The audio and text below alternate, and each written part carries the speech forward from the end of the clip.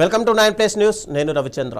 ఆఫ్ఘనిస్తాన్లో భారీ భూకంపం సంభవించింది. దీని ప్రభావంతో భారత్తో సహా 8 దేశాల్లో తీవ్ర ప్రకంపనలు వచ్చాయి.